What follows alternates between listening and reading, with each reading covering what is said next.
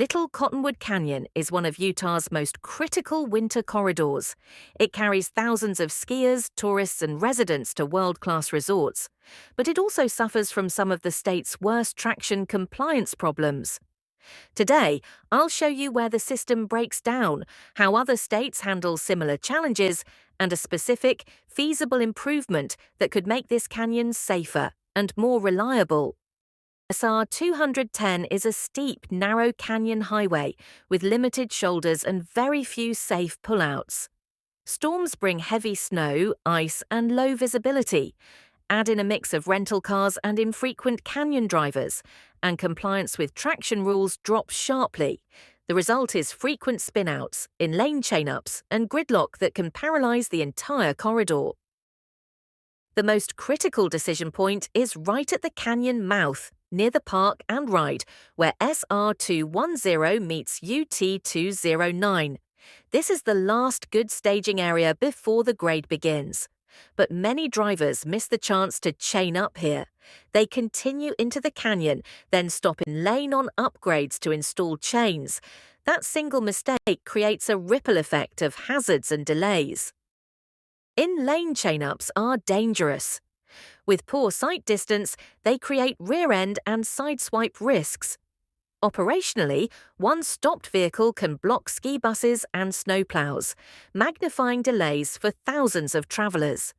And from an enforcement perspective, once vehicles are strung out in the canyon, there's no safe shoulder space for officers to intervene. The problem compounds quickly. Utah has already deployed several strategies. Variable message signs provide traction advisories. UTA ski buses offer an alternative to driving. And during extreme events, UDOT closes the canyon entirely for avalanche control. These measures help, but they don't solve the specific hazard of drivers missing the last staging area and stopping in lane. Colorado has faced similar challenges on Interstate 70. Their solution includes tiered traction laws, staffed storm checkpoints, and highly visible fines. The presence of personnel at chain stations makes compliance unavoidable. Drivers know they'll be stopped and checked before they climb the grade. This combination of human verification and clear penalties has proven effective. In California's Sierra Nevada, chain control stations are mandatory. They're staffed with flaggers, equipped with lighting, and include turnaround enforcement.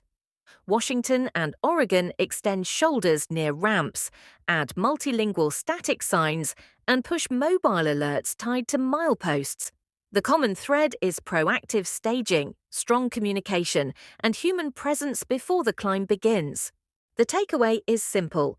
Control the decision point before the grade. Provide upstream staging with space and lighting. Add human verification to make compliance certain, not optional. Use clear, multilingual instructions so tourists and rentals understand traction rules. When needed, enforce minimum traction, like snow tires and four-wheel drive, during active events. These elements work together. My proposal is to add a lit pre-entry staging bay at the park and ride approach just before vehicles commit to the canyon. This bay would provide safe space for chain installation with overhead lighting for night operations.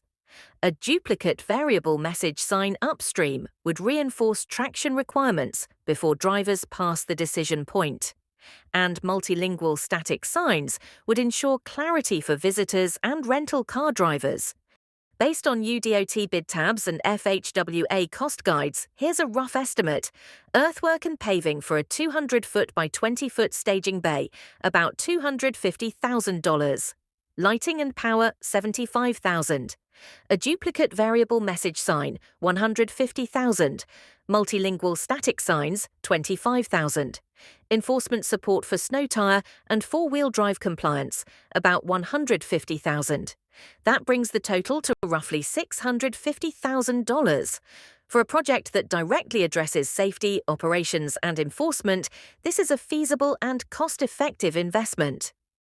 The next step is to collect detailed data on shoulder width, queue storage, sight distance, and driveway conflicts. We'll evaluate enforcement refugee layouts and nighttime visibility, then refine the cost estimate. In summary, this improvement is specific, feasible, and actionable. By staging drivers before the grade, we can reduce in-lane chain-ups, improve safety, and keep Little Cottonwood Canyon moving during Utah's toughest winter storms,